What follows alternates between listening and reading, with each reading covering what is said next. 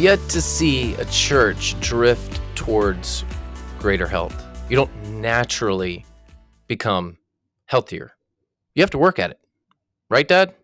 That is exactly right. And I bet we're going to talk about it a bit, don't you think?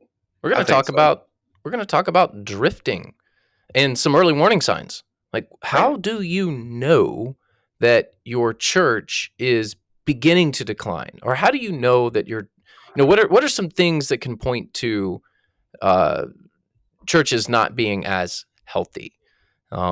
So should be a lot of fun. But before we do, we've got to talk about our sponsor. Please do. Yeah, I want to talk about Tyndale and the Dayspring Hope and Encouragement Bible. Dayspring and Tyndale have partnered together to bring you this encouraging Bible in the New Living Translation, my favorite one. We call it the NLT. The Dayspring Hope and Encouragement Bible amplifies 12 indisputable truths about who you are in Christ, such as you are known, you are blessed, and you have reason for hope. There's a lot in here. It's got 250 Dayspring reflections, 52 full-page devotionals, full-color interior. There's a link in the show notes. Makes a great gift. So go pick this up, the Dayspring Hope and Encouragement Bible. You definitely want to go check it out. Click that link in the show notes and give it a look. I love it. So I love it. drifting, Yes. declining, early warning signs. Like how, before things get out of hand, how do you know? First thing that I'll say is this. People in the church, especially leaders, talk more about themselves than they do Jesus. Well, that is sad, but true. And when that begins to happen, that means that the focus is not on the mission, the focus is on the personality. And so we've got to get away from the personality driven church, the personality driven pulpit, and we've got to get back to the heart of mission, which is talking more about Jesus. And you're exactly right. And the more that we see a church that is beginning to drift away, which is the natural drift, not drift toward health, but drift away from health, the more that we are seeing that, Sam. Yeah, and I think this is everyone knows the more egregious cases, of course. The narcissist, the over the top person, the church that's built completely around an individual. I mean, there's some extreme cases that are out there. I guess what I'm talking more about here are the subtleties, because these are early warning signs, right? So sometimes you can just walk into a church and know, like, this is not a healthy situation. You can just feel it. But charisma is something that I think drives a lot of this. And charisma is not a bad thing. Sometimes charismatic leaders get, that kind of leadership, that style of leadership gets, people look poorly upon it, but charisma is a gift. And Yeah. charisma is something that can be used in a very positive way. But charisma can also be dangerous. And charisma gets dangerous when, instead of using your charisma outwardly for the sake of others, you use your charisma to build yourself up and to prop yourself up.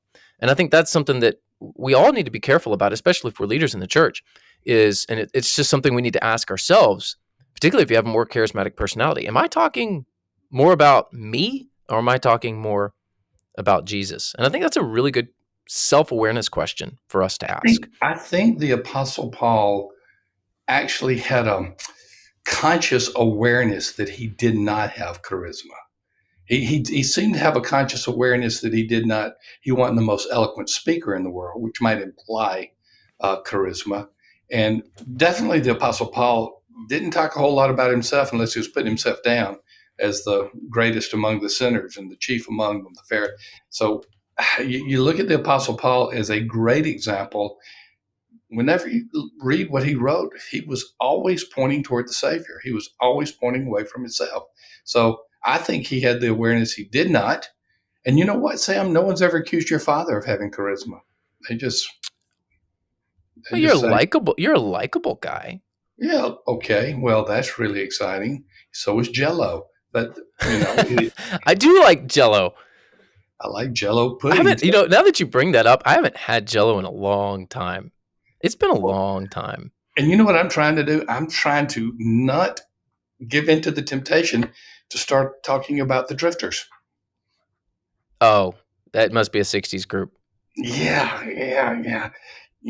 Under the boardwalk. Do they have songs about early warning signs that a church is beginning to decline? Yeah, it's called This Magic Moment. Now, I know that one. I do know Yeah, that one.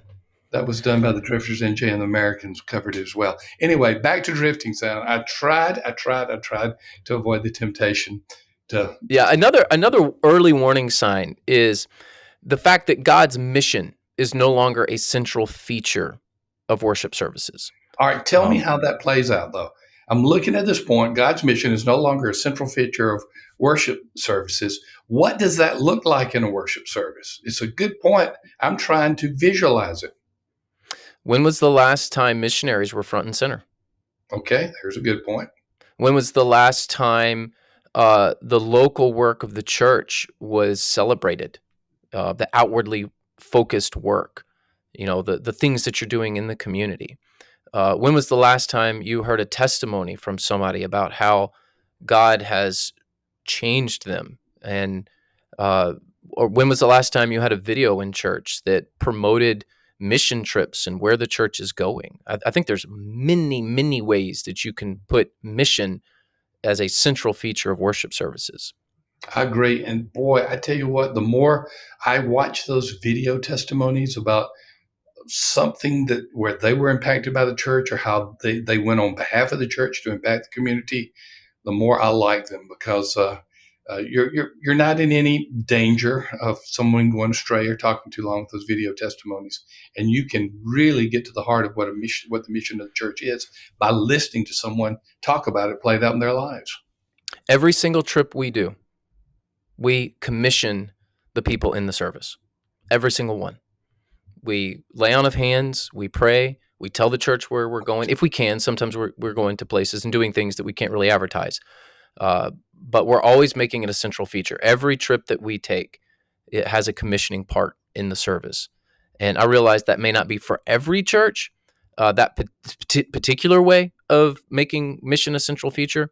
But I believe that if you've gone months or years or decades even, and the mission of God is not a central feature, I would say that it's a serious flaw in your worship services and can be a major indicator that the church is beginning to decline in health. Every time I go to your church, I see mission front and center in a number of different ways. That's why I wanted you to just begin to articulate what it looks like. What is the vision that you typically give of West Bradenton? Well, neighborhood church for the nations, and the for the That's the nations that's the mission. I mean, is the mission, and that implies all people, all places. That implies cross cultural and obviously local as well. The neighborhood part. So it's the Great Commandment and the Great Commission. The neighborhood church for the nations. That love your neighbor and make disciples at the ends of the earth. That it's just a new way of kind of saying the old truth, I guess. well, then your brother, if we're going to talk about Rainer pastors, I'll give equal time to him. You certainly lead that at West Bradenton. Then Jess at the Church of Spring Hill, his church has the same benediction every week. It's a standing benediction. It is not merely recited by the leader on the platform. Everybody reads it together. And it's Matthew 9:36-38. When he saw the crowds, he had compassion upon them because they were confused and helpless, like sheep without a shepherd. He said to his disciple, the harvest is great, but the workers are few. So pray to the Lord who's in charge of the harvest. Ask him to send more workers into his fields. That's another way just to have a consistent closing or opening or something of that nature. Yeah, and another sign to look for in terms of potential decline in a church, early warning sign, is the budget. How much of your operating budget is dedicated towards outwardly focused uh, ministry and mission? So These it's not days, just the worship service, it's the budget. these days, I'm not surprised when it's under 5%. And some will debate, if we're giving to a mission fund where it then goes to support true missions, is that part of it? Probably so. But many times these days, I was with a church that had a denominational allocation required by the denomination. And they had no idea what the money was used for. It's just required as a part of their polity, as a part of the structure of that denomination. And then when I looked at the total outwardly focused budget, it's about 1 to 1.5%. The Yeah, true. and and I think that sending funds to missionaries, whether that's through denominational allocation, whether you're supporting independent work, however you do it, we do both at West Bradenton. I think that's good.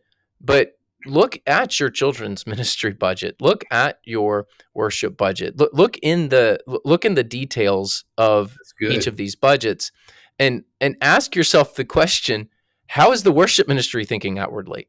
How is the children's ministry thinking outwardly? How is our first impressions budget thinking outwardly? That one should be pretty easy. Hmm. But often, even when you look within the budget, you find it's a lot of internal focus and not a lot of external focus. So this is even bigger than just, hey, we send a lot of money to missions. That's great, and that's good. I mean, I'm thankful for that, but it also needs to be built into the ministries of the church as well. Some Church Answers, as you well know, just purchased a company called Envelope 3. Will eventually change it to know your budget to Isn't it envelope 3? whatever. That to align with know your community and know your church. And in Envelope 3, one of the things it does, it takes your operating budget and it says, this is how much is going to facilities. This is how much is going to personnel. This is what's left over for ministry. And then it shows you what's in ministry. So it's a real cool tool. You can go to envelope3.com and see it. And whenever I see something that looks askew, say in the facility section, sometimes I will go to our partner Brown Church Development Group, and I will say, what do you see in here in the facility budget? Because they know facilities so well. Because when I start talking to them, they help me to understand the facilities so that more can go to the mission. So And I that's one love thing I that. love about Brown's expertise is church facilities, and they're so good at what they do. But that's what I love about them is they would tell you that mission is what's most important. And Um, that's what drives them. and That's why I love it when they work on a facility for one of our churches. yeah, so if you're looking for a partner when it comes to anything related to church facilities, check out churchdevelopment.net.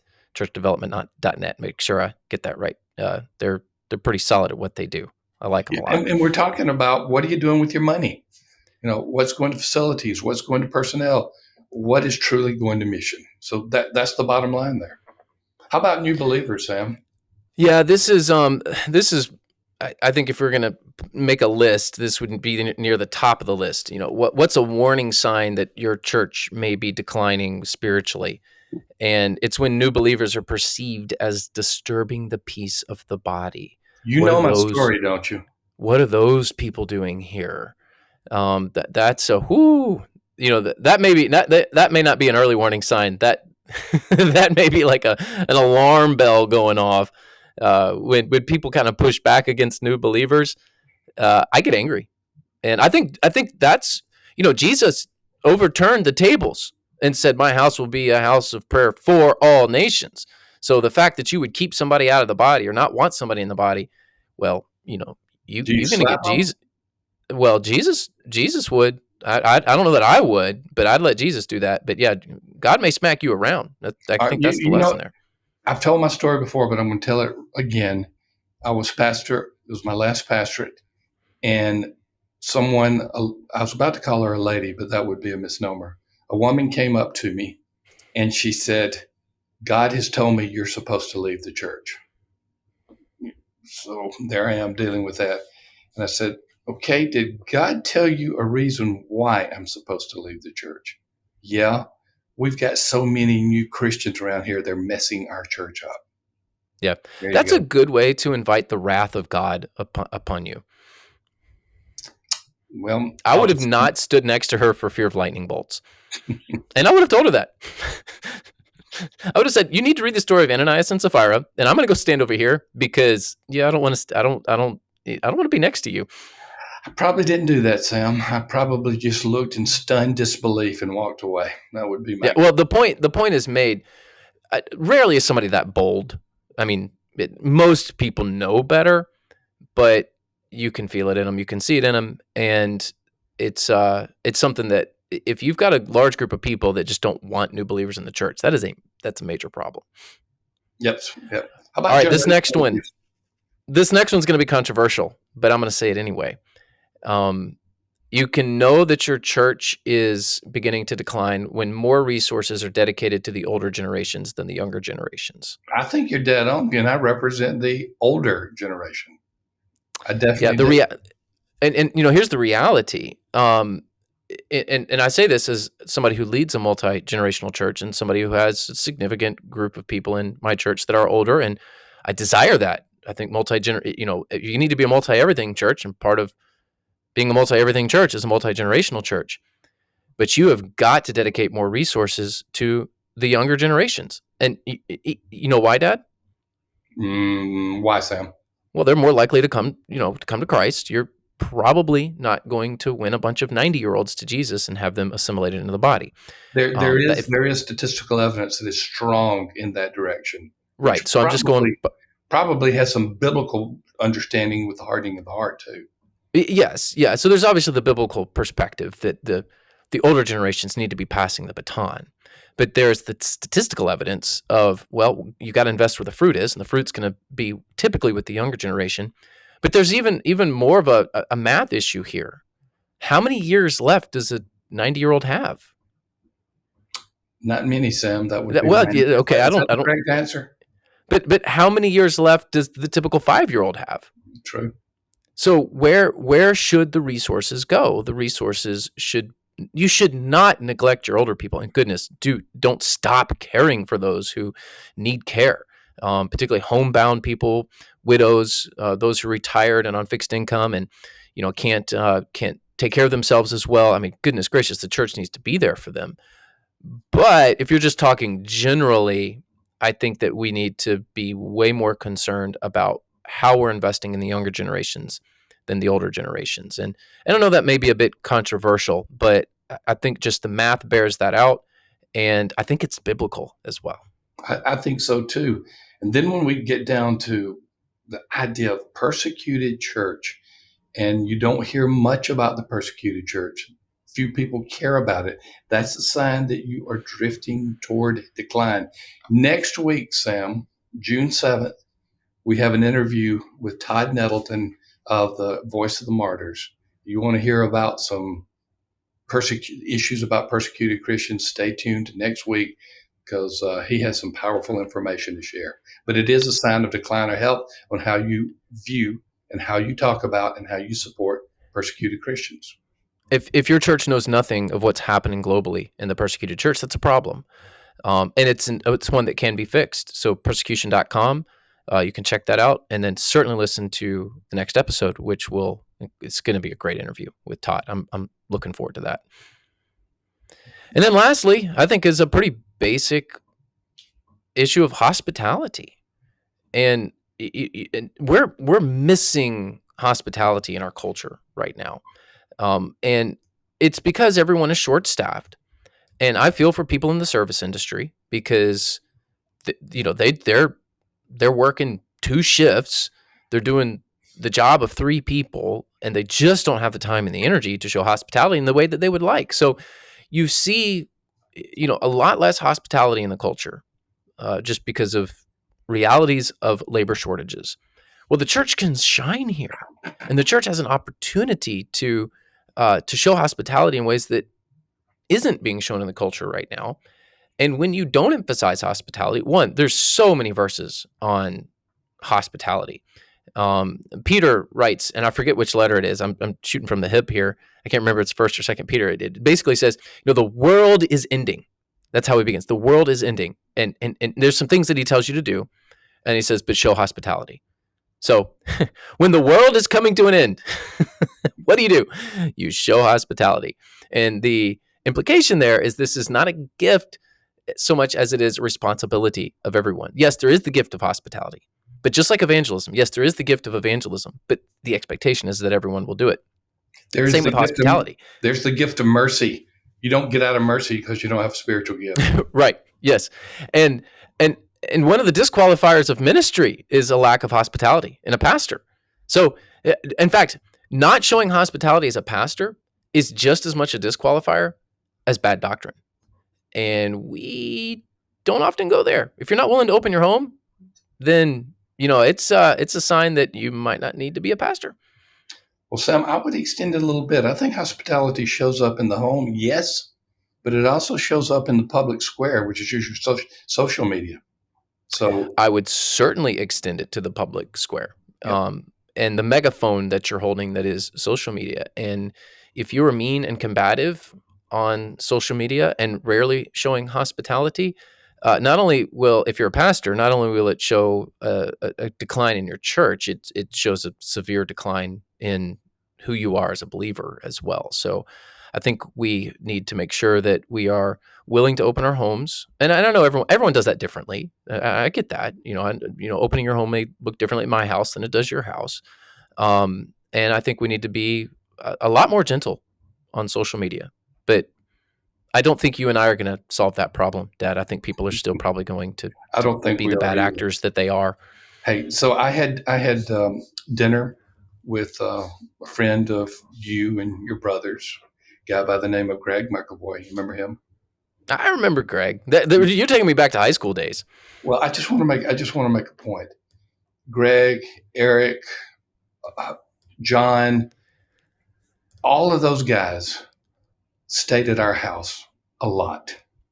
Yes, they Your did. your mother opened the door, and I paid the bills, and we had boys at our house all the time, and that hospitality has extended now where those relationships are rekindled with a moment's conversation. And Greg and I were just talking. I mean, we got to talking about the time they tried to kidnap somebody. It was just really fascinating information. Yeah, it's probably good that we don't tell that story on air, but yes. Yeah, well, that's enough of it anyway. I'm very thankful that Mom made you be hospitable so that you did not disqualify yourself from ministry. Yes, she said. She said we need to buy these pizzas. I said yes, ma'am. It's the home of Papa John's, so we bought a lot of Papa John's when we were in. Yeah, shout out to Papa John's Pizza. Definitely, if of all the chains, that one's my favorite. And Wow, we're advertising pepperoni, pizza now. pepperoni, mushrooms, and black olives. Love it. And Danny's locally, Danny's here in Bradenton, and they are not sponsoring this at all. The owners probably have no clue that I even have a podcast. They don't even know who I am. But if you're in Bradenton, Danny's New York style pizza, can't beat it. Oh man, You Chicago people, and I love Chicago, love the city of Chicago, but you can keep your pizza. I don't do the deep dish thing, but New York style, there comes the emails. all about it. Now, I will say the Chicago dog is the best of the best. Chicago knows how to do hot dogs. They do it better than, but pizza, no. New York's got the pizza scene. You've got food. I'm hungry. I've got some pizza. I haven't eaten today, so I'm hungry. Well, these are good early warning signs, Sam. Of even if your church is not declining, if you have some of these things that are taking place, it is a very good warning sign. It's a good checklist. It's a good self-awareness checklist. Are we doing these things? I like it. Hey, before we go, I got two things I want to talk about. We talked about Tyndale at the beginning. You talked about Tyndale, okay? So I want to just let our audience, both our viewing and our listening audience, know about two Tyndale resources. We've mentioned this one before. If you're watching on YouTube, I'm putting it up here. It's called the Church Revitalization Checklist, and it's by Sam Rainer. And I have said unequivocally, unashamedly, and unabashedly, it's the best book I've seen on church revitalization. So there are a lot of good ones out there, but this is the best one I've seen. So I just want to mention that one. And then one that's not coming out until October. There's your pre-release copy called. Who's that one by? I got to take it off. You covered up the author's name for those of you who are watching on YouTube. Oh, it's you. You wrote that one. I Am a Christian, Thom Rainer. That Tyndale book will be out in October, early October, October 4th, and as well as a video curriculum that's coming out. And Sam, that book is kind of the book that is, I don't want to make it my dream. I really hope it's more God's plan than my dream, but it's a book that brings together what it means to be a Christian and a church member. So when someone goes to a new member class or is a new Christian, instead of separating the two, when you become a believer, you become a part of the body of Christ. What's the implications of both? So, well, Much needed book, and surprisingly, one that really hasn't been written, and I think it will be widely and well received we have among new Christian books. all the churches. We have new Christian books and we have new member books. But why don't we start talking about a new member and a Christian in the same breath, even if they're long-term Christians? So I like it. That's I like it. Hey, the final thing I want to say is thank you to our sponsor, Belay. You're going to hear me say in some other podcasts that I have been on the hiring end of 5 Belay associates. We just brought another one home as we're recording this yesterday. Her name is Christina. I know she's going to do a great job. We got Jana on our team who started out with Belay. Even before they were Belay, they were EA associates. And if you need a virtual assistant, a bookkeeper, a web specialist, a social media manager, and you want someone to do all the work to prepare them, to train them, and to match them with you, and then if it doesn't work out, which doesn't usually happen, hadn't with us, then to take care of that for you, Belay is the best place. And you can get these assistants for a few hours or several hours, whatever the case may be. We're very happy with all that Belay has sent us, Sam. Accomplish more, juggle less, don't delay, call Belay. Ooh. Oh man, that is really good. How about that for an ad spot? I should write jingles. Yeah, I don't even think the don't delay, call Belay's in there. Don't delay, call Belay. I like that. Well, thank you again for listening to Rainer on Leadership. Thank you for viewing Rainer on Leadership. I hope this has been helpful to you. It's all about early warning signs. And if we can deal with early warning signs, we're going to have a lot of fruit in the days to come. We'll check you later.